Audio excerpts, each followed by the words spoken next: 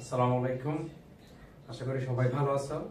আজকে আমার ক্লাসটা হবে বিশেষ করে হচ্ছে বর্তমানে যারা ইন্টারে আছে, inter first year, second year বা ইন্টার পরীক্ষার্থী, তাদের জন্য মূলত যারা কমার্স এবং আর্টস আছে, অর্থনীতি বিষয় নিয়ে যারা বেশি প্যারায় আছে। আমাকে বেশ কয়েকদিন ধরে অনুরোধ করতেছে হচ্ছে অর্থনীতি নিয়ে ক্লাস নিতাম, বলে ভাই অর্থনীতিতে বেশ হচ্ছে, আপনি অর্থনীতি নিয়ে কিছুটা ক্লাস দেন না আমাদের, বা এটা কিছু।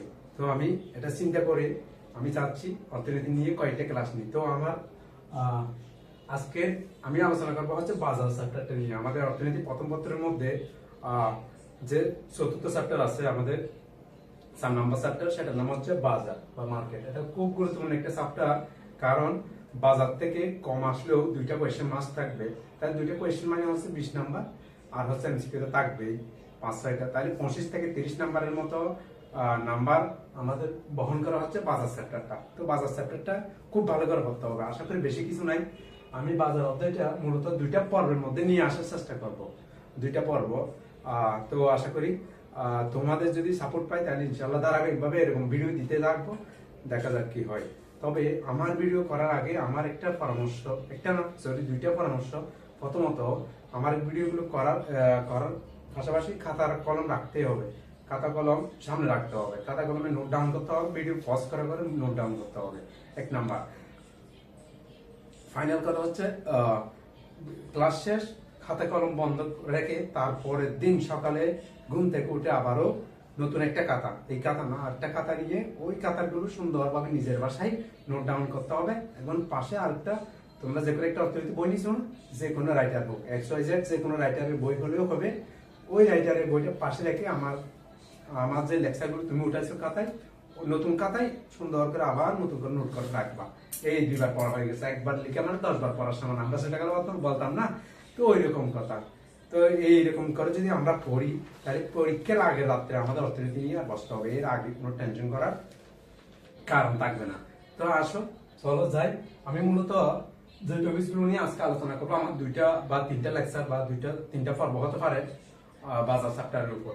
আজকে যে পর্বটা, সেখানে থাকবে আমাদের বাজারের সংজ্ঞা, হচ্ছে বাজারের শ্রেণী বিভাগ, পূর্ণ প্রতিযোগিতামূলক বাজার এবং এর বৈশিষ্ট্য, খুবই গুরুত্বপূর্ণ।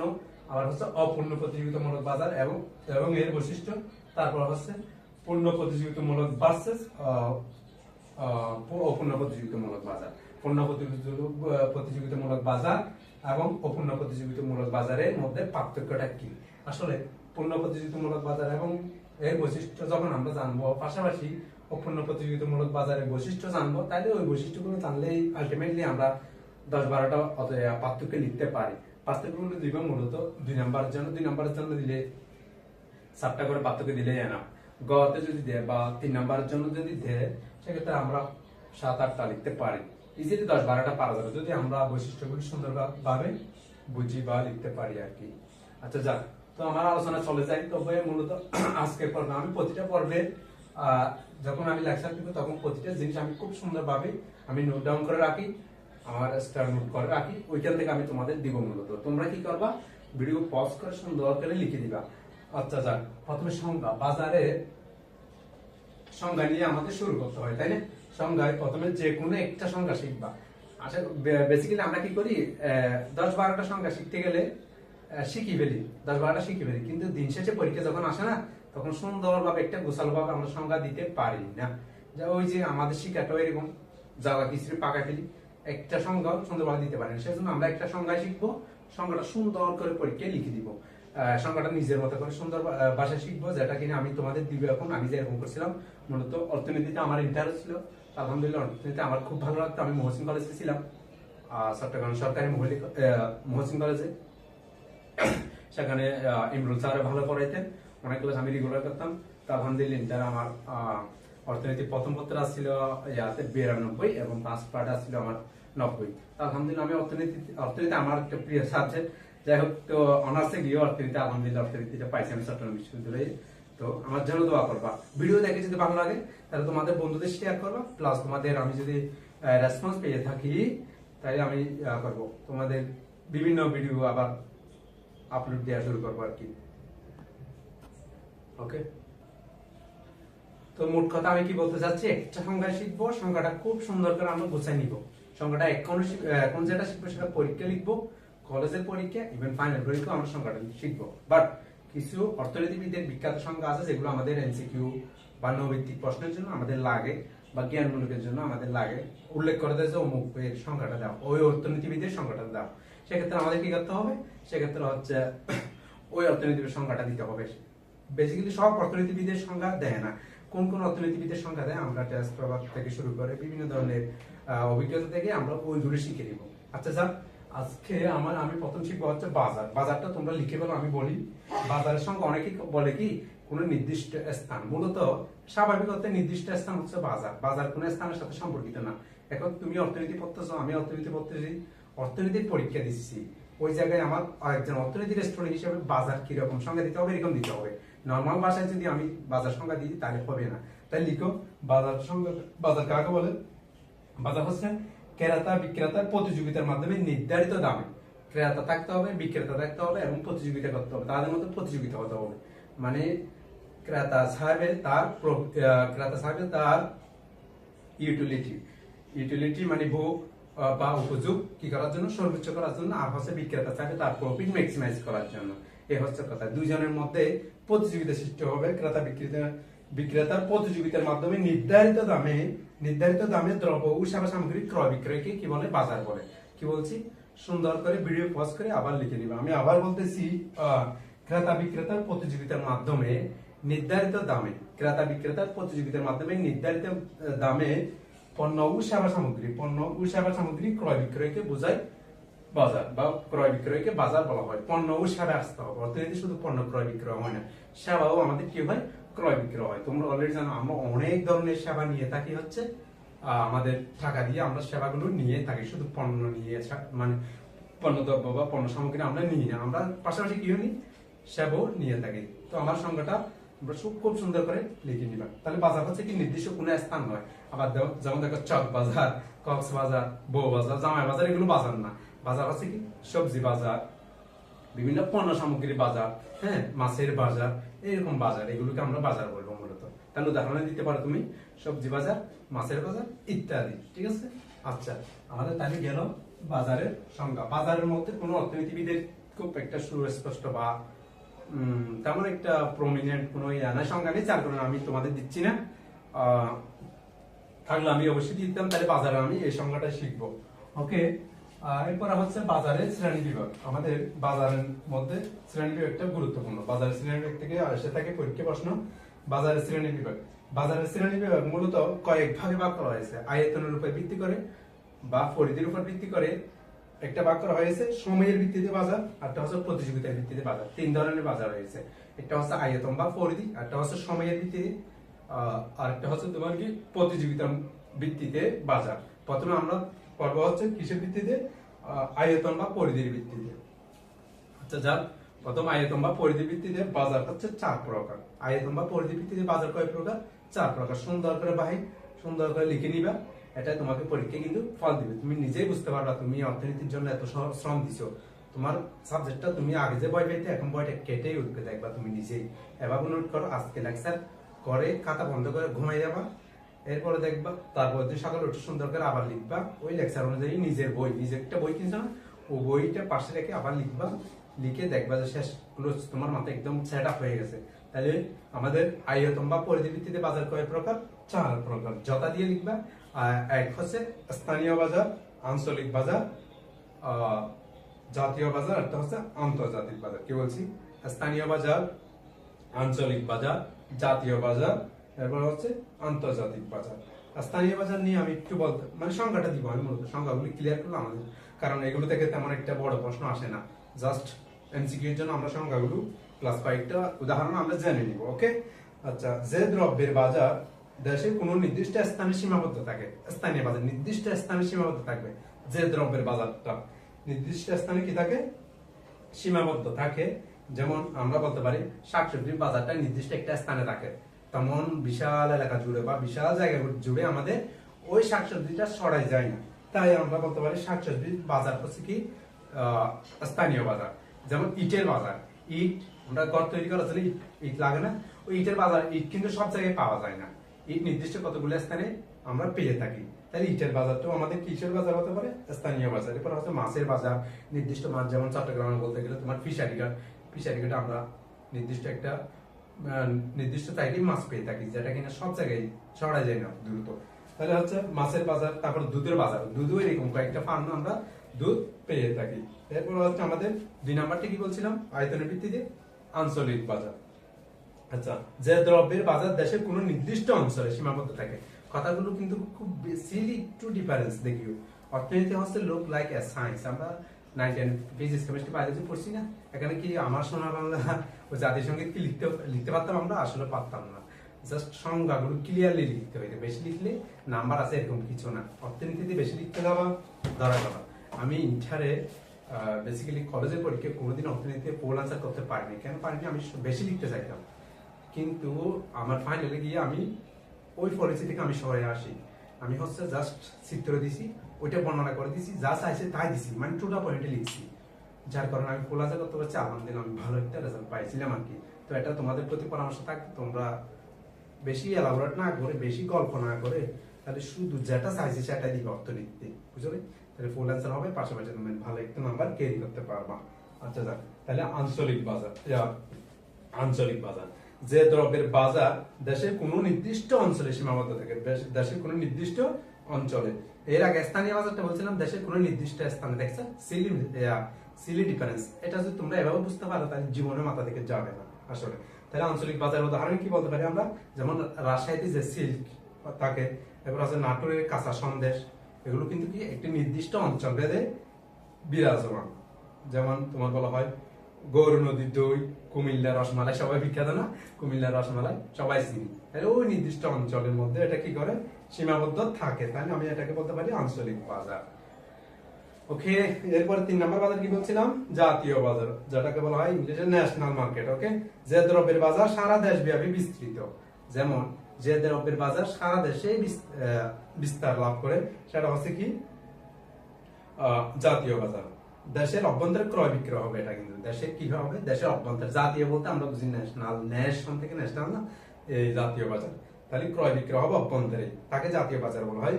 যেমন দেশীয় শাড়ি, লুঙ্গি, আসবাবপত্র, মেশিনারি, ডেওটিন, প্রসাধনী, এগুলো হচ্ছে জাতীয় বাজারের উদাহরণ। এগুলো জাস্ট সংজ্ঞাটা জানা, মানে জানার জন্য পড়া। আর যদি এমসিকিউ তো আমাদের দিয়ে থাকে, আমরা যাতে পারফরমেন্স করতে পারি সেই জন্য। এগুলোতে কোনো সিকিউ আসবে না, যার জন্য আমি তত ডিটেলস বলতেছি না। ওকে, আন্তর্জাতিক বাজার। আজকে আমার সর্দি হয়েছে, তারপর দাঁড়িয়ে গেছিলাম ভিডিওতে তো মানে রিকোয়েস্ট করতেছে ছোট ভাইয়েরা, আমি বলছি একটা দেখি কিরকম রেসপন্স আসে আর কি। ওকে, আন্তর্জাতিক বাজার, ইন্টারন্যাশনাল মার্কেট। আচ্ছা বলতে সবাই বলো তো দেখি, কেউ পারে কিনা? আন্তর্জাতিক বাজারের একটা মানে খুব কমন একটা আমাদের একটা উদাহরণ হচ্ছে আন্তর্জাতিক বাজারের স্বর্ণের বাজার। এটা ইন্টারন্যাশনাল মার্কেট না? স্বর্ণের দাম এখানে একরকম, বাইরে একরকম, এরকম জীবনে আমরা শুনি নেই, হবেও না। স্বর্ণের বাজার, একটা স্বর্ণের দাম বাড়তেছে, সবাই আমরা জানি, তাই না? পত্রিকা আসে তো। আচ্ছা যাই হোক, যে দ্রব্যের বাজার কেবলমাত্র দেশের অভ্যন্তর নয়, বরং পৃথিবীর বিভিন্ন দেশেও বিস্তৃত থাকে। শুধু আমাদের দেশের অভ্যন্তর না, পৃথিবীর বিভিন্ন জায়গায় কি থাকে? বিস্তৃত থাকে, তাকে আন্তর্জাতিক বাজার বলে। যেমন বাংলাদেশের তৈরি পোশাক, মধ্যপ্রাচ্যের তেল আমরা জানি ওপেক যেটা আছে সংস্থা, এটা তেল রপ্তানি, মানে তেলের সাপ্লাই বা একটা কন্ট্রোল করে, সাপ্লাইটা কন্ট্রোল করে, ওই ওপেক থেকে শুরু করে এটা কিন্তু আন্তর্জাতিক বাজার। তেলের বাজারটা বাংলাদেশের তৈরি পোশাক উৎকৃষ্ট কিন্তু উদাহরণ। আচ্ছা যাক, এরপর আমি 2 নম্বর, এগুলো গেল হচ্ছে এগুলো কিসের ভিত্তিতে? আয়তন বা পরিধির ভিত্তিতে। এরপর 2 নাম্বারটা হচ্ছে আমাদের সময়ের ভিত্তিতে বাজার। আচ্ছা আসি, সময়ের ভিত্তিতে বাজারকে 4 ভাগে ভাগ করা হয়েছে। আয়তনের ভিত্তিতে যেভাবে 4 ভাগে ভাগ করা হয়েছে, 4 ভাগে, এখানে কিন্তু 4 ভাগে ভাগ করা হয়েছে। 1 নাম্বার 1 অতি স্বল্পকালীন বাজার, তারপর হচ্ছে স্বল্পকালীন বাজার, দীর্ঘকালীন বাজার, অতি দীর্ঘকালীন। আসি আমরা, অতি স্বল্পকালীন বাজার কাকে বলে? Very short period market. যে বাজারে অতি স্বল্প সময়ে, যেমন কয়েক ঘন্টা বা দিনের মধ্যে দ্রব্যের ক্রয় বিক্রয় কার্য সম্পন্ন হয়। কয়েক ঘন্টা বা দিনের মধ্যে হয়ে যায়, মানে একটা নির্দিষ্ট পিরিয়ডে আমাদের বাজার কার্যক্রমটা সম্পন্ন হয়ে যায়। যেমন বলতে গেলে চট্টগ্রামের জন্য ফিশারি ঘাট যে মার্কেটটা হয়, এটা নির্দিষ্ট সময়ে হয়ে যায়, সকাল 8টা 9টা পর্যন্ত মনে হয় বিরাজ করে, এরপর আর থাকা যায় না। বা আর পাই না আমরা, মাছ আর পাওয়া যায় না, তাহলে ওই ধরনের বাজারকে আমরা কি বলতে পারি? অতি স্বল্পকালীন বাজার বলতে পারি। তাহলে এখানে আমি উদাহরণ হিসেবে লিখছি হচ্ছে শাকসবজি। অবশ্যই শাকসবজির দিক দিয়ে আমরা দেখি যে সকাল 8টা 9টা বা মানে হাইয়েস্ট আমরা 10টা 11টা পর্যন্ত শাকসবজি পেয়ে থাকি, এরপরে শাক তেমন একটা পাই না মার্কেটে, তাই না? এবার মাছও বলছিলাম, মাংস, দুধ, ডিম এগুলো হচ্ছে অতি স্বল্পকালীন। এরপর হচ্ছে স্বল্পকালীন, যারা শর্ট পিরিয়ড, যে বাজার স্বল্প সময়ে যেমন কয়েক সপ্তাহ বা কয়েক মাসের মধ্যে দ্রব্যের চাহিদার পরিবর্তনের সাথে যোগানের সামান্য পরিবর্তন ঘটিয়ে সমন্বয় ঘটানো হয়। হচ্ছে কি বলছি, যে বাজারের স্বল্প সময়ে মানে যেমন কয়েক সপ্তাহ বা কয়েক মাসের মধ্যে দ্রব্যের চাহিদার পরিবর্তন, চাহিদা তো পরিবর্তনশীল, চাহিদার পরিমাণ কি? চাহিদা আমাদের পরিবর্তনশীল, তাহলে চাহিদার পরিবর্তনের সাথে যোগানের সামান্য পরিবর্তন ঘটিয়ে সমন্বয় করবে। সম্পূর্ণ পরিবর্তন ঘটাতে পারবে না যোগানের পরিবর্তন ঘটাবে কি? সামান্য সামান্য পরিবর্তন ঘটিয়ে সমন্বয় ঘটানো হয়, তাকে স্বল্পকালীন বাজার বলা হয়। স্বল্পকালীন বাজারের উদাহরণ বলা যায় তোমার শাড়ি, লুঙ্গি, গামছা, চাদর ইত্যাদি। দীর্ঘকালীন বাজার, যে বাজারে দ্রব্য উৎপাদনের নিয়োজিত পান স্থির এবং পরিবর্তনশীল উভয় ধরনের উপাদান নিয়োগ বাড়িয়ে দ্রব্যের চাহিদা অনুসারে যোগানের সমন্বয় ঘটাতে পারে। মানে হচ্ছে চাহিদা অনুসারে যোগান দিতে পারে। এখানে কিন্তু স্থির এবং পরিবর্তনশীল উভয় ধরনের উপাদানের নিয়োগ বাড়িয়ে, দেখো তাহলে দীর্ঘকালীন বাজারের মধ্যে যে বাজারের মধ্যে হচ্ছে যে বাজারে দ্রব্য উৎপাদনের নিয়োজিত পান, দ্রব্য উৎপাদনের জন্য ফার্ম নিয়োজিত আছে না, যে ফার্ম হচ্ছে স্থির এবং পরিবর্তনশীল উভয় ধরনের উপাদানের নিয়োগ বাড়িয়ে যোগানের সাথে সাথে কি করতে পারে, চাহিদার সাথে সাথে যোগানকে সমন্বয় করতে পারে, সেটাকে আমরা কি বলি? দীর্ঘকালীন বাজার বলি। যেমন বলতে পারি মোটর গাড়ি, রেফ্রিজারেটর, এগুলো তেমন একটা আসবে না, তারপরে জেনে রাখো। অতি দীর্ঘকালীন বাজার, যে বাজার বেশ দীর্ঘকাল ধরে নতুন প্রযুক্তি, উন্নত কলা কৌশল, উৎপাদন পদ্ধতি ইত্যাদি পরিবর্তন ঘটিয়ে ফার্ম বাজারের ব্যাপক পরিবর্তিত চাহিদা পূরণ করতে পারে। ব্যাপক পরিবর্তিত চাহিদা পূরণ করতে পারে, মানে স্বল্প চাহিদা হবে না, এটা যতই চাহিদা যেমনই পরিবর্তন হোক না কেন, ওইটাকে তোমার ওইটার জন্য মানে মূলত যোগানটা দিতে পারবে। সেই ধরনের বাজারকে আমরা বলতে পারবো অতি দীর্ঘকালীন বাজার।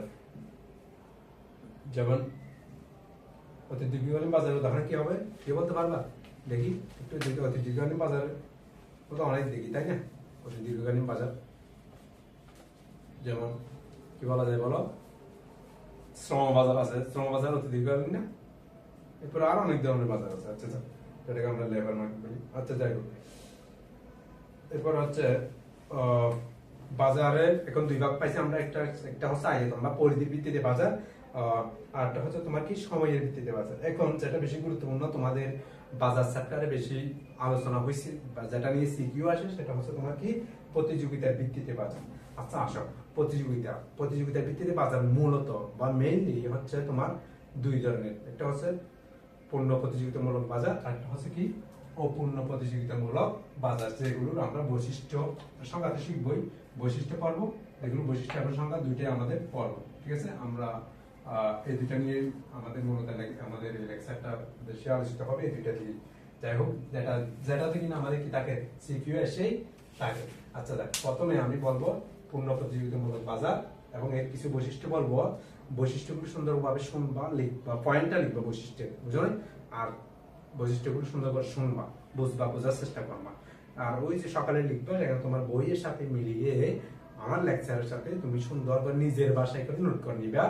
যে বৈশিষ্ট্যটা বলবো ওই বৈশিষ্ট্যটা নিয়ে দুই একটা সেন্টেন্স নিজের ভাষায় লিখে লিখবা, জাস্ট এতটুকুই, আর কিছু করতে হবে না, একবার ফেরে যাবো। আচ্ছা, আমি এখন বলবো হচ্ছে কি? পূর্ণ প্রতিযোগিতামূলক বাজার। পূর্ণ প্রতিযোগিতামূলক বাজার হচ্ছে আমি যেটা লিখছি এখানে, যে বাজারে অসংখ্য ক্রেতা বিক্রেতা সমজাতীয় দ্রব্য সামগ্রী ক্রয় বিক্রি নিয়ে যেতে থাকে। দুইটা কথা, অসংখ্য ক্রেতা বিক্রেতা থাকবে, আরটা হচ্ছে কি? সমজাতীয় দ্রব্য সামগ্রী ক্রয় বিক্রয় করবে। সমজাতীয় দ্রব্য আর হচ্ছে অসংখ্য ক্রেতা বিক্রেতা। তাহলে সংখ্যাটা কি হয়? দুইটা বৈশিষ্ট্য নিয়ে আমি সংখ্যাটা সাজাইছি। অনেক বৈশিষ্ট্য আছে, সবগুলো আনতে পারতেছি, কিন্তু সবগুলো আনবো না। কেন আনবো না? কারণ এই দুইটা বৈশিষ্ট্যই আদলে আমরা কি দিব? অপূর্ণ প্রতিযোগিতামূলক বাজারের সংখ্যাটা দিব এই দুইটা বৈশিষ্ট্যের আদলে। সেজন্য আমি এই দুইটা বৈশিষ্ট্য আনছি। তাহলে বলবো যে বাজারে অসংখ্য ক্রেতা বিক্রেতা, একজন দুইজন না, কিন্তু অসংখ্য ক্রেতা বিক্রেতা সমজাতীয় পণ্য ক্রয় বিক্রয়ে নিয়োজিত থাকে, সমজাতীয় পণ্য ক্রয় বিক্রয়ে নিয়োজিত থাকে, তাকে বলা হয় পূর্ণ প্রতিযোগিতামূলক বাজার। তাহলে এর পাশাপাশি আমরা অপূর্ণ প্রতিযোগিতামূলক বাজার সঙ্গ পরে ফেলি, বৈশিষ্ট্যটা আমি পরে আসতেছি। অপূর্ণ প্রতিযোগিতামূলক বাজার হচ্ছে যে বাজারে ওই যে আমরা পূর্ণ প্রতিযোগিতামূলক কি বলছিলাম, পূর্ণ প্রতিযোগিতাতে বলছিলাম অসংখ্য ক্রেতা বিক্রেতা, এখানে হবে স্বল্প সংখ্যক ক্রেতা বিক্রেতা। যে বাজারে স্বল্প সংখ্যক ক্রেতা বিক্রেতা অসম জাতীয় দ্রব্য সামগ্রী ক্রয় বিক্রি নিজে থাকে, সম্পূর্ণ বিপরীত দেখো, সেই জন্য এই দুইটা বৈশিষ্ট্য আনছিলাম। সংজ্ঞা এলিমেন্ট সংজ্ঞা শিখলে জীবনে হবে না, যে কোনো একটা মাথায় সেট করে নেবে সংজ্ঞাটা। এখানে যারা শিখতেছ পরীক্ষায়, কলেজের পরীক্ষা বলো, তোমার পাবলিক পরীক্ষা বলো, যে কোনো পরীক্ষায় আর ইনফিউচার তোমরা যারা অনার্স করবা অর্থনীতি নিয়ে, তাহাদেরও ফার্স্ট ইয়ারে লাগে এই সংখ্যাগুলো, আর হচ্ছে পাশাপাশি বিভিন্ন ইয়ারে লাগে। তো এই ক্ষেত্রে যাতে স্ট্রংলি বলে দিতে পারি আমরা সংখ্যা কাকে বলে, যে কোনো কিছুর সংখ্যা, সংখ্যা বলতে গেলে তুমি এলিমেন্ট বা ব্যাখ্যাটা হবে না, সংখ্যার মতো করে রাখতে হবে। আচ্ছা যাক, তাহলে পূর্ণ প্রতিযোগিতামূলক বাজার কাকে বলে, যে বাজারে স্বল্প সংখ্যক ক্রেতা বিক্রেতা অসম জাতীয় দ্রব্য ক্রয় বিক্রয়ে নিয়োজিত থাকে, তাকে আমরা কি বলবো, অপূর্ণ প্রতিযোগিতামূলক বাজার বলবো।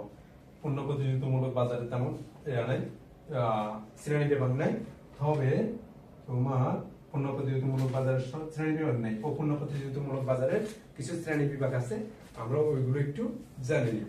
ওকে, অপূর্ণ প্রতিযোগিতামূলক বাজার হচ্ছে ক্রেতা বিক্রেতার সংখ্যা এবং তাদের প্রতিযোগিতার ভিত্তিতে কয়েক ভাগে ভাগ করা হয়েছে।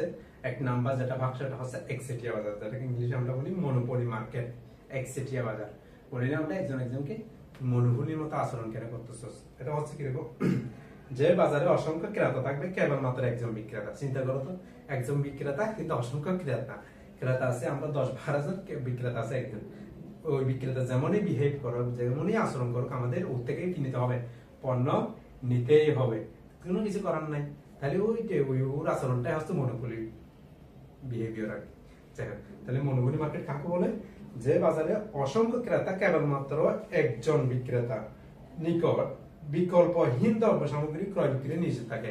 কি বলবো, বিকল্পহীন দ্রব্য, বিকল্প দ্রব্য থাকলো তো এটা আরেক সেটি হলো না, পাশে তো ওখানে বিকল্প দ্রব্য থাকবে না, ওই একজন বিক্রেতা থেকে বিকল্প দ্রব্যটা থাকবে। তাহলে দ্রব্যটা কি, কোন শ্রেণীর দ্রব্যটা হচ্ছে বিকল্পহীন দ্রব্য। বিকল্পহীন দ্রব্য সামগ্রী ক্রয় বিক্রি নিষেধ থাকে।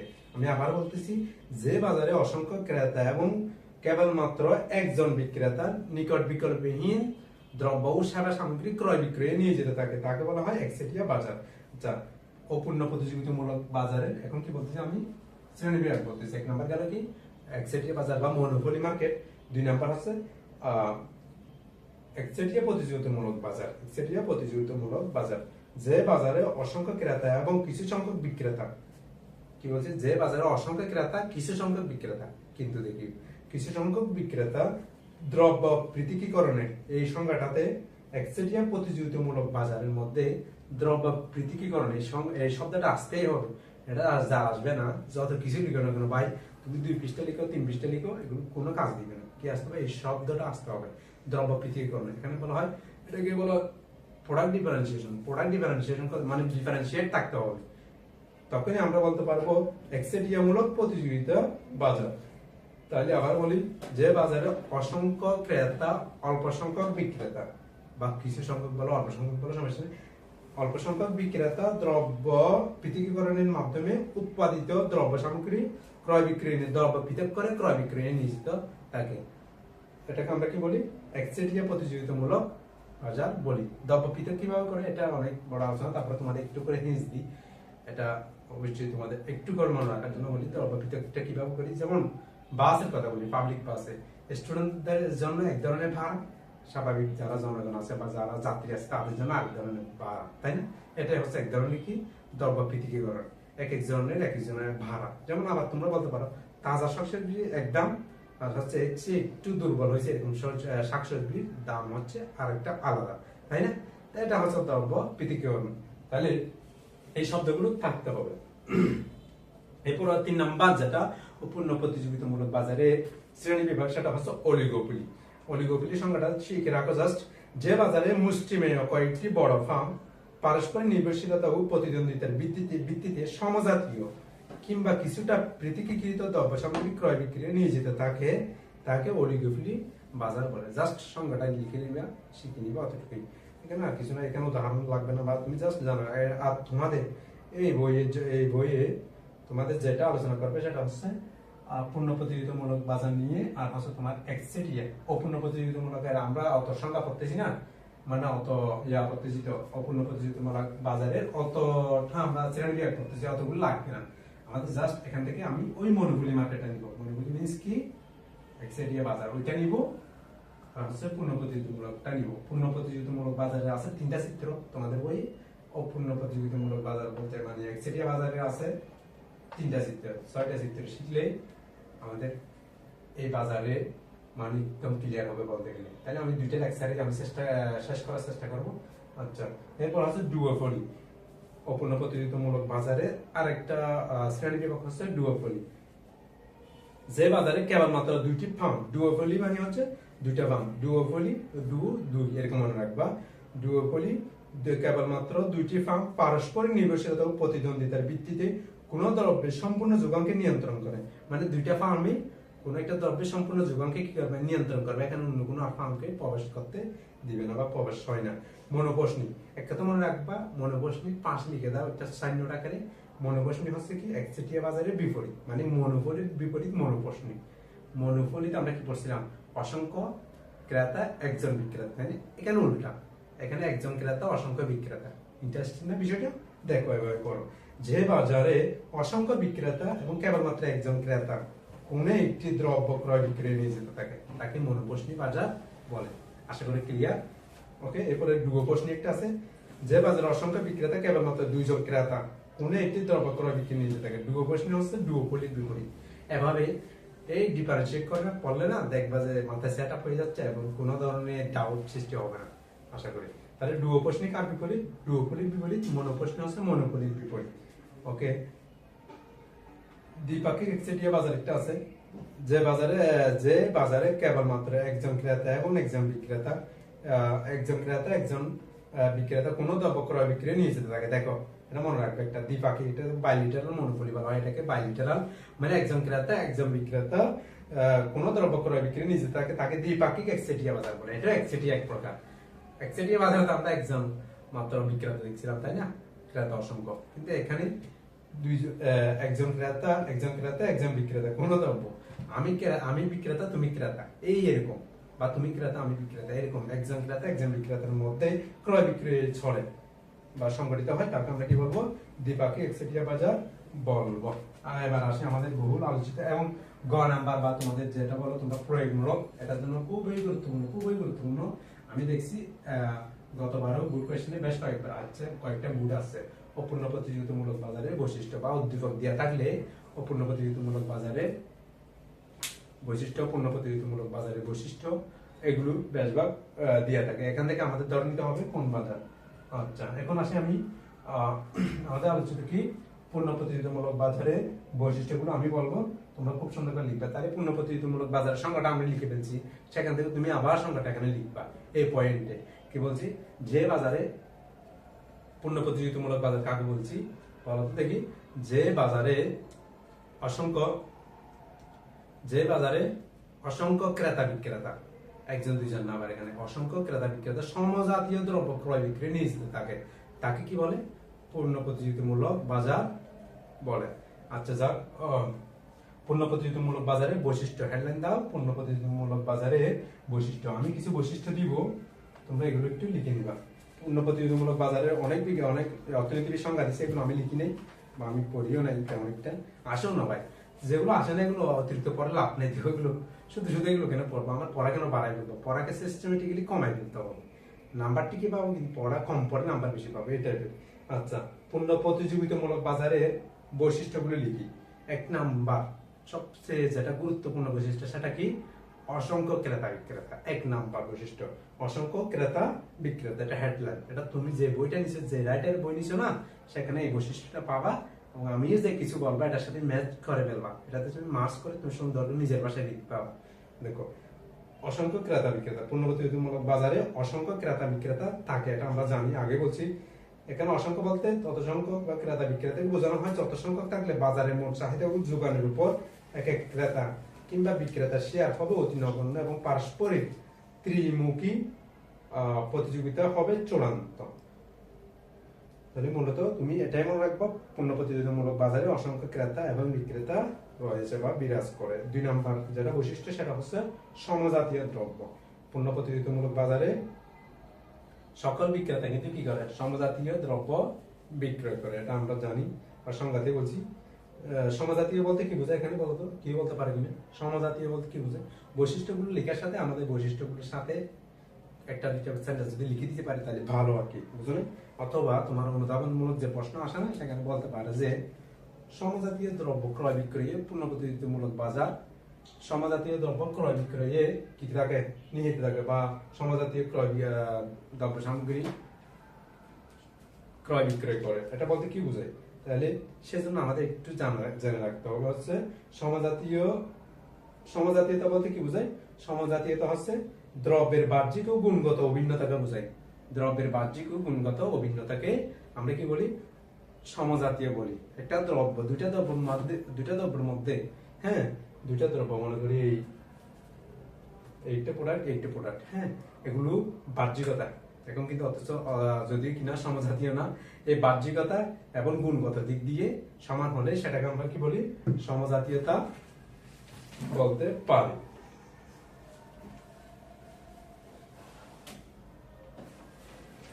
তাহলে এই সমজাতীয়তার কারণে বিশেষ ক্রেতাদের বিশেষ পছন্দনীয়তা থাকে না। কি বলতেছি? দ্রব্যের সমজাতীয়তার কারণে কোনো বিশেষ বিক্রেতার প্রতি যেমন ক্রেতাদের বিশেষ পছন্দনীয়তা থাকে না, তেমনি কোনো বিশেষ ক্রেতার প্রতিও বিক্রেতার আলাদা পক্ষপাতিত্ব থাকে না। দেখো, একটা দ্রব্য আমার কাছে যদি এরকম থাকে, আপনার কাছে এরকম থাকলে, তাহলে কোনো ক্রেতা আমার কাছে আসবে কেন ওর কাছে যাবে, এরকম কোনো ধরনের গ্রহণযোগ্যতা থাকে না। আর আমি ক্রেতা হিসেবে কোনো বিক্রেতা আমার কাছে আসবে নাকি ওর কাছে যাবে, এই ধরনের কোনো ধরনের আমরা কনসার্ন রাখি না। তাহলে তোমাদের এরকম এমসিকিউতে থাকতে পারে যে কোন গুণের কারণে বা কিসের কারণে ক্রেতাদের বিশেষ পছন্দনীয়তা বিক্রেতাদের প্রতি থাকে না, আবার একইভাবে ক্রেতার প্রতিও বিক্রেতাদের আলাদা কোনো পক্ষপাতিত্ব থাকে না, কেন? পণ্যের সমজাতীয়তার কারণে। এভাবে পড়ে ফেলবো। এরপরে 3 নাম্বার যেটা বৈশিষ্ট্য সেটা হচ্ছে স্থির বাজার দাম। আচ্ছা দেখো তো, কোনো ধরনের বাহ্যিক ভাবে বা গুণগত ভাবে যদি পণ্যের মধ্যে কোনো পার্থক্য না থাকে, তাহলে এক্ষেত্রে কোনো দামের ক্রিয়া থাকবে, পার্থক্য থাকবে, স্থির বাজার দাম। বাজার দামটা কি থাকে? পণ্য প্রতিযোগিতামূলক বাজারে স্থির থাকে। এরপর হচ্ছে আগমন নির্গমন স্বাধীনতা। তুমি এখানে ফার্ম আসতেও পারে, বের হয়ে যেতে পারে, এখানে কোনো ধরনের ব্যারিয়ার বা বাধা নাই। এখানে আগমন নির্গমন সম্পূর্ণ কি স্বাধীন বা স্বাধীনতা বিরাজ করে এখানে। আচ্ছা, 5 নাম্বার হচ্ছে উপাদানের পূর্ণ গতিশীলতা। উপাদানের কি? পূর্ণ গতিশীলতা। পূর্ণ প্রতিযোগিতামূলক বাজারে উৎপাদন উপাদানগুলো এক শিল্প হতে অন্য শিল্পে পূর্ণ গতিশীল হয়। এই কোশ্চেনটা বেশি আসে। উপাদানের গতিশীলতা বলতে কি বোঝায়? এটা তোমার খতে বেশি আসে। দেখো, উপাদান আমরা জানি অতিরিক্ত উৎপাদন উপাদান কয়টা বলি? 4টা বলি। এগুলো মনে সরলীকৃতের জন্য 4টা বলি, আগে অসংখ্য রয়েছে, 4টা বলি। উৎপাদনের উপকরণ, এক শিল্পে যেগুলো উপকরণ ব্যবহার হচ্ছে অন্য শিল্পে ইজিলি যেতে পারা, এটাকে আমরা বলি গতিশীলতা। তাহলে এই গতিশীল ইজিলি যেতে পারে কোন বাজারে? পূর্ণ প্রতিযোগিতামূলক বাজারে ইজিলি যেতে পারে। আচ্ছা, আচ্ছা, যাই হোক, এরপর আমাদের 6 নম্বর বৈশিষ্ট্য হচ্ছে পরিপূর্ণ জ্ঞান। এইরূপ বাজারে দ্রব্যের অভিন্নতা এবং এদের বাজার দাম সম্পর্কে ক্রেতা বিক্রেতার পূর্ণ জ্ঞান থাকবে। দেখো, এই বাজারে কিন্তু দ্রব্যের অভিন্নতা ও এদের বাজার দাম, দ্রব্যের বাজার দাম সম্পর্কে ক্রেতার পরিপূর্ণ জ্ঞান থাকবে। সেজন্য এটার বৈশিষ্ট্যটার নাম কি? পরিপূর্ণ জ্ঞান। 7 নম্বর বৈশিষ্ট্য ক্রয় বিক্রয়ে পূর্ণ স্বাধীনতা। পণ্য প্রতিযোগিতামূলক বাজারে প্রচলিত দামে ক্রেতা বিক্রেতারা যথেচ্ছ পরিমাণ ক্রয় বিক্রয়ে স্বাধীনতা ভোগ করে। এখন তুমি যত পরিমাণ বিক্রয় করো, যত পরিমাণ ক্রয় করো, আমি ক্রেতা হিসেবে যত পরিমাণ ক্রয় করি আর তুমি বিক্রেতা হিসেবে যত পরিমাণ বিক্রয় করতে পারো, এক্ষেত্রে কোনো ধরনের ব্যারিয়ার বা বাধা নেই। সেজন্য এই বৈশিষ্ট্যটা হচ্ছে ক্রয় বিক্রয়ে পূর্ণ স্বাধীনতা রয়েছে হচ্ছে তোমার পণ্য প্রতিযোগিতামূলক বাজারে। এরপর হচ্ছে যেটা 8 নাম্বার হচ্ছে খুব গুরুত্বপূর্ণ, পরিবহন ব্যয় অনুপস্থিত। এখানে কোনো ধরনের পরিবহন ব্যয় আমরা ধরতে পারি না। কেন ধরতে পারি না? কারণ দামের অভিন্নতার কারণে। এখানে দাম ভিন্ন নাকি অভিন্ন? অবশ্যই অভিন্ন। দামের অভিন্নতার কারণে আমরা পরিবহন ব্যয় শূন্য বিবেচনা করি। এগুলো এমসিকিউ দিতে পারে। কোয়েশ্চেন যদি বেশি হার্ড পাই এগুলোই করে আর কি। আচ্ছা আমি একটু পানি নিয়ে নিই।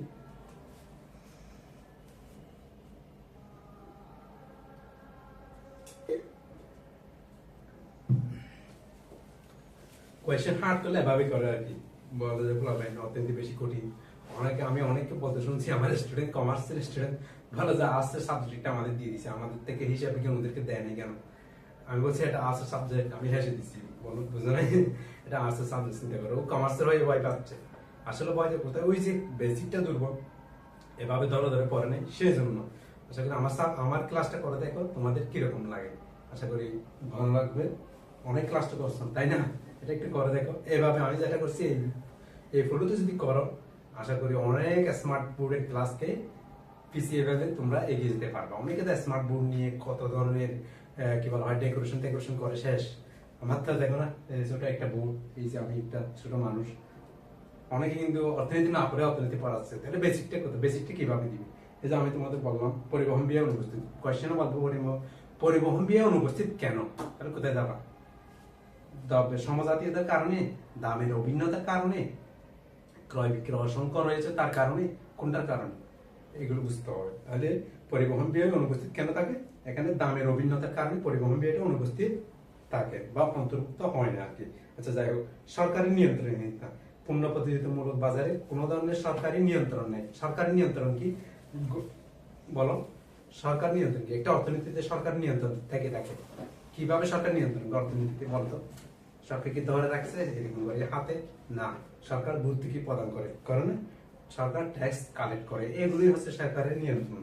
তাহলে এখানে কোনো ধরনের কি থাকে না, সরকার নিয়ন্ত্রণ থাকে না। সরকার নিয়ন্ত্রণ বলতে আগে আবার বলতেছি, ভর্তুকি প্রদান, কর আরোপ, সর্বোচ্চ ও সর্বনিম্ন দাম ধরে দেওয়া, সর্বোচ্চ দাম ধরে দেওয়া, সর্বনিম্ন দাম ধরে দেওয়া, এগুলো কৃষককে বাঁচানোর জন্য আমরা সরকারে কি করে সর্বনিম্ন দাম ধরে দিয়ে থাকে। আর কোন একটা দ্রব্যের ভোক্তাদের বাঁচানোর জন্য সর্বোচ্চ দাম ক্রেতাদেরকে কি করে দেয়, ধরে দিয়ে দেয়। এই ধরনের কোন ধরনের কি নাই, সরকারি নিয়ন্ত্রণমূলক নীতি এই ক্ষেত্রে কি রয়েছে, অনুপস্থিত রয়েছে। ফাইনালি 10 নম্বর যে বৈশিষ্ট্য সেটা হচ্ছে শূন্য বিজ্ঞাপন ব্যয়। কেন শূন্য বিজ্ঞাপন ব্যয়? এখানে বিজ্ঞাপন ব্যয় থাকে না কেন জানো?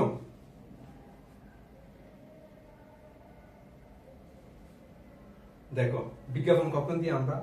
আমি একটা প্রোডাক্ট মনে করো প্রডিউস করলাম, এটা বিজ্ঞাপন কেন দিব? এটা অবশ্যই প্রচার হওয়ার জন্য, তাই না? কিন্তু পণ্য প্রতিযোগিতামূলক দ্রব্যের বাজারে সম্প্রসারণের উদ্দেশ্যে পানকে বিজ্ঞাপন প্রচার করতে হয় না, কারণ এখানে দ্রব্য সমজাতীয়, আমার কাছে যা আছে আরেকজন বিক্রেতার কাছে একই জাতীয় দ্রব্য আছে। এখানে আমার আলাদা ধরনের কোনো ক্রেতাকে আকৃষ্ট করার জন্য এখানে কোনো ধরনের আমি কি দিব না, বিজ্ঞাপন ব্যয় দিব না। তাহলে শূন্য বিজ্ঞাপন ব্যয়। আচ্ছা গেল বহুল আলোচিত আমাদের পণ্য প্রতিযোগিতামূলক বাজারের বৈশিষ্ট্য, আশা করি বুঝতে পারছো। আর কোনো ধরনের বৈশিষ্ট্য যদি তোমাদের কোনো আনক্লিয়ার থেকে থাকে তাহলে আমাকে অবশ্যই কমেন্ট বক্সে সুন্দর করে জানিয়ে দিও। আচ্ছা আমি আসি, ইনশাআল্লাহ তোমাদের চেষ্টা করব সলিউশন দেওয়ার জন্য। ওকে, এরপর আসি আমাদের অপূর্ণ প্রতিযোগিতামূলক বাজার। অপূর্ণ প্রতিযোগিতামূলক বাজার অনেক পড়ছি, কয়েকটা শ্রেণী বিন্যাস পড়লাম, তোমরা লিখছো। সেক্ষেত্রে আমি অপূর্ণ প্রতিযোগিতামূলক বাজারের মধ্যে বেসিক্যালি হচ্ছে মনোপলি মার্কেট বা একচেটিয়া বাজারের বৈশিষ্ট্যগুলো শিখবো। অন্য বৈশিষ্ট্যগুলো দেয় না, তেমন একটা দেয়ও না, তো অন্য বৈশিষ্ট্যগুলো না পড়লেও হবে, তুমি একচেটিয়া এগুলো পড়ে নিবে আর কি।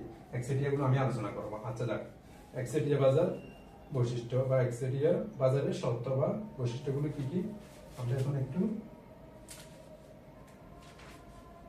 দেখে নিব। আচ্ছা, একচেটিয়া বাজার তো আগে বলছিলাম। একচেটিয়া বাজার কি? মনোপলি মার্কেট, যে বাজারে প্রতিযোগিতা কি থাকে, অনুপস্থিত থাকে। মানে এক কথা হচ্ছে যে বাজারে অসংখ্য ক্রেতা থাকবে এবং কেবলমাত্র একজন বিক্রেতার নিকট বিকল্পহীন দ্রব্য ক্রয় বিক্রয়ে নিয়োজিত থাকে। অসংখ্য ক্রেতা কেবলমাত্র একজন বিক্রেতার নিকট বিকল্পহীন দ্রব্য ক্রয় বিক্রয়ে নিয়োজিত থাকে, তাকে একচেটিয়া বাজার বলে। ওকে, একচেটিয়া বাজারে আচ্ছা একচেটিয়া বাজারে একটা কথা আমরা পাশে লিখে রাখতে পারি, যেটা আমি নোটে লিখছিলাম এখানে, অপূর্ণ প্রতিযোগিতামূলক বাজারের একটি চরম অবস্থা হলো একচেটিয়া বাজার। কি বলছি? অপূর্ণ প্রতিযোগিতামূলক বাজারের একটি চরম অবস্থা। একচেটিয়া বাজার তো একটা অপূর্ণ প্রতিযোগিতামূলক বাজার, তাই নয় কি? অবশ্যই। তাহলে অপূর্ণ প্রতিযোগিতামূলক বাজারের একটি চরম অবস্থা কি? চরম অবস্থা হলো একচেটিয়া বাজার। এটা এমসিকিউর জন্য তোমরা লিখে রাখো। একচেটিয়া বাজারের এরকম বৈশিষ্ট্য, হেডলাইন দিবে একচেটিয়া বাজারের বৈশিষ্ট্য। ওকে, একক বিক্রেতা। একচেটিয়া বাজারের বৈশিষ্ট্য কি? একক বিক্রেতা। ওই যে একচেটিয়া বাজারে কয়জন বিক্রেতা থাকবে? একজন বিক্রেতা। ওকে, আচ্ছা, এরপর হচ্ছে নিকট বিকল্পহীন দ্রব্য। এখানে নিকট বিকল্পহীন, যে বিক্রেতা একজন থাকবে তার দ্রব্যগুলো নিকট বিক্রেতার কাছে থাকবে না। বুঝছো? তাহলে নিকট বিকল্পহীন দ্রব্য। শূন্য, আড়াআড়ি, স্থিতিস্থাপকতা। আচ্ছা, আমরা স্থিতিস্থাপকতা পড়ছি, আমাদের মনে হয় দ্বিতীয় চ্যাপ্টারে ছিল স্থিতিস্থাপকতা। তোমাদের এই ইন্টারের বইয়ে স্থিতিস্থাপকতা বা ইলাস্টিসিটি ছিল কোন অধ্যায়ে? দ্বিতীয় অধ্যায়ে। এখানে একটা স্থিতিস্থাপকতা ছিল আড়াআড়ি বা ক্রস ইলাস্টিসিটি। আড়াআড়ি স্থিতিস্থাপকতা আমি একটু করে তারপরে জানা দিচ্ছি তোমাদের, তোমরা একটু করে নোট ডাউন করে নিবা পাশে করে। লিখার বা শিখার কোনো কি নাই, নির্দিষ্ট কোনো সময় নাই, মাইর খাওয়ার কোনো বয়স নাই, বুঝো নাই? মাইর খাওয়ার বয়স নেই, শিখার কোনো সময় নেই, তা লিখে নিতে পারো। আড়াআড়ি স্থিতিস্থাপকতা, একটি দ্রব্যের চাহিদার পরিমাণের পরিবর্তনের পরে অন্য দ্রব্যের দামের পরিবর্তনের হারকে কি বলা হয়? আড়াআড়ি স্থিতিস্থাপকতা। এক দ্রব্যের চাহিদার পরিমাণের পরিবর্তন অন্য দ্রব্যের দামের যে পরিবর্তন হয় তার অনুপাত কি বলা হয়? আড়াআড়ি স্থিতিস্থাপকতা। এখানে বলতেছে শূন্য আড়াআড়ি স্থিতিস্থাপকতা, অর্থাৎ এই বাজারে নিকট বিকল্প দ্রব্য কি থাকে? নিকট বিকল্প দ্রব্য থাকে না বা অনুপস্থিত থাকে বলে আড়াআড়ি স্থিতিস্থাপকতা কি? শূন্য। এই যে বলছিলাম আড়াআড়ি স্থিতিস্থাপকতার সংজ্ঞার মধ্যে কি বলছিলাম? দুইটা দ্রব্য বলছিলাম না, একটা দ্রব্যের চাহিদার পরিমাণ, অন্য একটা দ্রব্যের দামের পরিমাণ। এখানে অন্য দ্রব্য তো নাই, নিকট বিকল্পহীন দ্রব্য অনুপস্থিত, তাহলে এখানে আড়াআড়ি স্থিতিস্থাপকতা কি? শূন্য। এটা আসতে পারে এমসিকিউতে, বি কেয়ারফুল। আচ্ছা, 4 নম্বর বৈশিষ্ট্য, বাজার দাম নিয়ন্ত্রণ। একচেটিয়া বাজারে প্রতিযোগী বিক্রেতা ও নিকট বিকল্প দ্রব্য অনুপস্থিত থাকে বলে ফার্ম যোগানের হ্রাস বৃদ্ধি ঘটিয়ে বাজার দামকে কি করতে পারে? অবশ্যই নিয়ন্ত্রণ করতে পারে, কারণ নিকট বিকল্প দ্রব্য নাই। আমি বিক্রেতা, আমি যেরকম করি, আমি প্রচুর সাপ্লাই দিব, কম দিব, কমাই দিব, এরকম অবস্থা। মানে কথায় বলা হয় একচেটিয়া বাজারে বিক্রেতাকে বলা হয় প্রাইস মেকার। প্রাইস কি বলা হয়? মেকার বলা হয়। আর পণ্য প্রতিযোগিতামূলক বাজারে বিক্রেতাকে বলা হয় প্রাইস টেকার। ওরা প্রাইস টেকার, আর একচেটিয়া বাজারে যে আছে সে হচ্ছে কি? Price maker. ওকে, একটু মনে রাখবা এটা। এরপরে আমাদের 5 নম্বর বৈশিষ্ট্য হচ্ছে আগমন নির্গমন স্বাধীনতা অনুপস্থিত। সম্পূর্ণ পূর্ণ প্রতিযোগিতামূলক বাজারের যে বৈশিষ্ট্যটা ছিল সেটা সম্পূর্ণ বিপরীত। পূর্ণ প্রতিযোগিতামূলক বাজারের বৈশিষ্ট্য আমি কি বলছিলাম? আগমন নির্গমন মানে প্রবেশ প্রস্থান। প্রবেশ প্রস্থান কি ছিল? আমাদের সম্পূর্ণ স্বাধীন ছিল, এখন কোনো ব্যারিয়ার বা বাধা ছিল না, কিন্তু এক্ষেত্রে নিয়ন্ত্রিত। আগমন নির্গমন স্বাধীনতা নিয়ন্ত্রিত।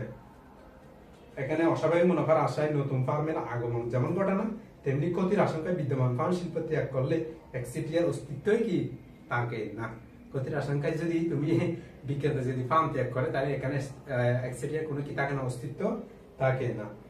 উপাদানের অপূর্ণ গতিশীলতা, সম্পূর্ণ পূর্ণ প্রতিযোগিতামূলক বাজারের বিপরীত। পূর্ণ প্রতিযোগিতামূলক বাজার কি ছিল? আমাদের উপাদানের পূর্ণ গতিশীলতা ছিল। এক শিল্পের উৎপাদন উপাদান অন্য শিল্পে আমরা ব্যবহার করতে পারতাম, কিন্তু এখানে এ ধরনের কোনো ধরনের ফ্যাসিলিটি বা সুযোগ সুবিধা নেই। ওকে, আচ্ছা, এখানে পরিপূর্ণ জ্ঞান থাকে না তোমার। আমাদের বিক্রেতাদের পণ্য সম্পর্কে ক্রেতাদের পণ্য সম্পর্কে সম্পূর্ণ জ্ঞান থাকে না, পরিপূর্ণ জ্ঞান থাকে না, কিন্তু ওই ক্ষেত্রে আমাদের পরিপূর্ণ জ্ঞান ছিল। এইভাবে ডিফারেন্সিয়েট করে পড়বা বৈশিষ্ট্যগুলো। জীবন যত বড় উদ্যোগ দিক না কেন, যত হিজিবিজি করে দিক না কেন, যেভাবে জিজ্ঞেস দিক না কেন, জীবনের নাম্বার যাবে না, এইভাবে পড়বা। তাহলে পরিপূর্ণ জ্ঞানের অভাব। বিক্রয়ের পূর্ণ স্বাধীনতা, এখানে বিক্রয়ের পূর্ণ স্বাধীনতা নাই। ইচ্ছা মতো তুমি কি করতে পারবে না? বিক্রয় করতে পারবে না। কিন্তু আমরা পূর্ণ প্রতিযোগিতাতে কি করছিলাম? ইচ্ছা মতো ক্রয় বিক্রয় আমরা কি ছিলাম? নিয়োজিত ছিলাম। আচ্ছা, এবারে সরকারি মালিকানা ও আইন। এখানে সরকারি জনস্বার্থে সরকার বিকল্পহীন দ্রব্যের মালিকানা গ্রহণ কিংবা কোনো বিশেষ ফার্মকে আইনের মাধ্যমে দ্রব্য উৎপাদনের অনুমতি দিয়ে একচেটিয়া বাজার গড়ে তুলতে পারে। বুঝছো বিষয়টা কি? জনস্বার্থে সরকার বিকল্পহীন দ্রব্যের মালিকানা গ্রহণ কিংবা কোনো বিশেষ ফার্মকে ওই অধিকারটা দিয়ে দ্রব্য উৎপাদনের অনুমতিটা দিয়ে বা পারমিশনটা দিয়ে কি করতে পারে? একচেটিয়া বাজার গড়ে তুলতে পারে।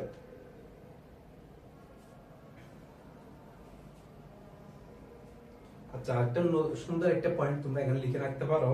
এই বাজারের ক্ষেত্রে একচেটিয়া বাজারে ফার্ম ও শিল্পের মধ্যে কোনো ধরনের কি থাকে না, পার্থক্য থাকে না। এটা তোমরা সুন্দর করে একটু থার্ড ব্র্যাকেট দিয়ে সুন্দর করে লিখে রাখো যে একচেটিয়া বাজারে ফার্ম ও শিল্পের মধ্যে কোনো ধরনের কি থাকে না, পার্থক্য থাকে না। আচ্ছা যাক, এখন হচ্ছে এখানেও শূন্য বিজ্ঞাপন ব্যয়, এখানেও কি পূর্ণ প্রতিযোগিতামূলক বাজারের মতো শূন্য বিজ্ঞাপন ব্যয়। একচেটিয়া বাজারে বিক্রয়ের এক্সপানশনের জন্য, মানে হচ্ছে বিক্রয়ের কি বলা হয়, এক্সপানশন মানে তোমার সম্প্রসারণের জন্য ফার্মকে কোনো বিজ্ঞাপন ব্যয় বহন করতে হয় না। এখানে তুমি একচেটিয়া কারবারে বাড়াইয়া এই বিজ্ঞাপন দরকার নেই, তো তুমি একজন বিক্রেতা, বিজ্ঞাপন কেন দেবে, তোমার ক্রেতার সংখ্যা তো বেশি, তাই না? এখানে বিজ্ঞাপনের কোনো দরকার নেই। অসংখ্য শূন্য বিজ্ঞাপন ব্যয় তাহলে গেল। এরপর হচ্ছে তোমার 11 নম্বর বৈশিষ্ট্য। আচ্ছা, 11 নম্বর বৈশিষ্ট্য হচ্ছে অসংখ্য ক্রেতা। একচেটিয়া বাজারে উৎপাদনকারী বা বিক্রেতা একজন হলেও অসংখ্য ক্রেতার উপস্থিত লক্ষ্য করা যায়। আচ্ছা, ফার্ম ও শিল্প কি অভিন্নতা, ওই যে যেটা বলছিলাম থার্ড ব্রেকে লিখতে বলছেন, বাট এখন চলা আছে। ফার্ম ও শিল্পের অভিন্নতা, একচেটিয়া বাজারে কেবলমাত্র একটি ফার্মের উপস্থিতির কারণে ওই ফার্ম নিয়ে শিল্প গড়ে ওঠে। এরপর হচ্ছে নিম্নগামী চাহিদা তথা গড়ায় রেখা। একচেটিয়া বাজার আমরা যখন আঁকবো না, যখন লিখবো একচেটিয়া বাজার, তখন আমরা কি পাবো? ওকে, আমি এগুলো একটু মুছে ফেলি।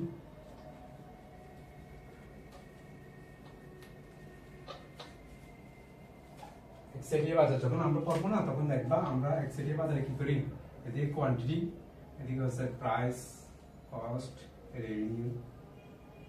দেখো আমরা একচেটিয়া বাজারের চাহিদা রেখাটা কি হয়, নিম্নগামী হয়, বাম থেকে ডানে নিম্নগামী। মনে আছে এআর এখানে চাহিদা রেখা, তাই না? এভারেজ রেভিনিউ মানে গড়ায় রেখা হচ্ছে এখানে কি চাহিদা রেখা। এআর এর ঠিক মাঝখান বরাবর, মাঝখানে পয়েন্ট বরাবর, মনে করো এআরটা এখানে সেট করছে ঠিক এই মাঝখানে পয়েন্ট বরাবর আমাদের এমআর যাবে, এমআর রেখাটা মাঝখানে পয়েন্ট বরাবর যাবে, বুঝছো? এই এআর রেখা বা ডিমান্ড রেখা বা চাহিদা রেখাটা কি হয়, একচেটিয়া বাজারে নিম্নগামী হয়, যেটা আমরা কিনা সামনে অবশ্যই সুন্দর করে পড়বো। শুধুমাত্র খরচ রেখাটা উপরে নিচে করলেই, খরচ রেখা চাহিদার উপরে, চাহিদার নিচে, চাহিদার সমান, এই তিনটা অবস্থা করলেই তোমার কি একচেটিয়া যে তিনটা স্বল্পকালে তিন ধরনের ভারসাম্য হতে পারে, অস্বাভাবিক মুনাফা সহ ভারসাম্য, একটা কি হয় আর কি বলা হয় স্বাভাবিক মুনাফা সহ ভারসাম্য, একটা হচ্ছে ক্ষতি সহ ভারসাম্য। এগুলো আমরা এই খরচ রেখাকে উপরে নিচে করার মাধ্যমে শিখে ফেলবে। এগুলো এত জটিল না, একটার মাধ্যমে শিখাবো তোমাদেরকে ইনশাল্লাহ। মানে একটা দিয়েই তোমরা ইজিলি চোখের উপর দেখতে পারবে, এটা বুঝতে পারবে। অনেক ধরনের আছে, টেকনিক আছে, ইনশাল্লাহ আমরা মিলে এগুলো পড়লাম, তোমাদেরকে এই জ্ঞানগুলো আমি দেওয়ার চেষ্টা করবো। আচ্ছা যাক, এরপর হচ্ছে কি, তাহলে নিম্নগামী চাহিদা তথা গড়ায় রেখা আমাদের দেখালাম, গড়ায় রেখাটা কি হবে এখানে, নিম্নগামী হবে। আচ্ছা, এখন আসি আমি পূর্ণ প্রতিযোগিতা ভার্সেস বা পূর্ণ প্রতিযোগিতা বনাম অপূর্ণ প্রতিযোগিতা, পূর্ণ প্রতিযোগিতা এবং অপূর্ণ প্রতিযোগিতার মধ্যে পার্থক্য। এখন বলো তো আমাকে, তোমাদেরকে আলাদা কোনো পার্থক্য বলতে হবে, তোমরা এখন নিজেরাই কতটা পার্থক্য লিখতে পারবে, বলতে পারবো, আমিও ততটা পারবো না, তোমরা যতটা পারো। কেন? যে তোমরা সুন্দর করে বৈশিষ্ট্যগুলো আলাদা আলাদা, পূর্ণ প্রতিযোগিতামূলক বাজার ও পূর্ণ প্রতিযোগিতামূলক বাজারের বৈশিষ্ট্যগুলো সুন্দর করে লিখে ফেলছো। এখানে দাও, একটা পাশে একটা দাও, এটাতে এটা উপস্থিত, এটাতে এটা অনুপস্থিত, এটাতে এটা অনুপস্থিত, এটাতে ওইটা উপস্থিত, এরকম দাও সুন্দর করে। তাহলে এই এটা আমি আর বলতেছি না, নতুন করে পূর্ণ প্রতিযোগিতামূলক ভার্সেস অপূর্ণ প্রতিযোগিতা এটা সুন্দর করে তোমরা লিখে ফেলবা। যদি তাও যদি তোমাদের দরকার হয় আমাকে বলবা, ভাই এটা একটু দিয়ে। ওকে, তো এই হচ্ছে কথা। আমার যদিও আজকে সর্দি বা ঠান্ডা লেগে গেছে, তোমাদের জন্য মূলত দাঁড়াইলাম। আমাকে বেশ কয়েকজন অনুরোধ করতেছে, বেশি টেনশন লাগতেছে নাকি ইন্টার পরীক্ষা নিয়ে, আর কি ফার্স্ট ইয়ার থেকে শুরু করে তোমার সেকেন্ড ইয়ার, এই আর কি। তো তোমরা যদি রেসপন্স করো তাহলে আমি ভিডিওগুলো এভাবে চালা যাবো ধারাবাহিকভাবে। আর তোমরা ভিডিওগুলো তোমাদের বন্ধুদেরকে শেয়ার করে, রেসপন্স মানেতে শেয়ার, লাইক আর সাবস্ক্রাইব করে ওই পাশে বেল আইকন ক্লিক করলে আমি যে ভিডিওটা আপলোড করবো না, সাথে সাথে তোমার কাছে নোটিফিকেশন চলে যাবে। অনেক সময় আমাদের খেয়াল থাকে না, মোবাইল টিপতে যদি নোটিফিকেশন দেখি তাহলে দেখি খেয়াল কেন, আমরা দেখি যে ও স্যার এই ক্লাসটা ভালো লাগছিল আজকে একটু করি, এরকম। তাহলে বেল আইকনকে ক্লিক করলে তোমার কাছে ইজিলি চলে যাবে। তো এই হচ্ছে কথা। আমি বেসিক্যালি বাজার চ্যাপ্টারের উপর 8টা ক্লাস নিব, 8টা পর্ব নিব, ইনশাল্লাহ বাজারটা কমপ্লিট হবে। তোমার এখানে 25 থেকে 30টা নাম্বার বরাদ্দ, ভালো করে পড়ো।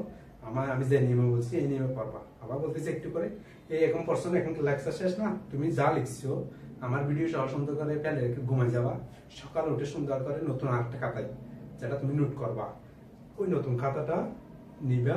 এই আজকে যেগুলো লিখছো এই খাতাটা নিবা। তোমার যে নতুন বইটা নিচ্ছে অর্থনীতি নিয়ে, যে রাইটার হোক না কেন পাশে রাখবা, সুন্দর করে করে লিখবা।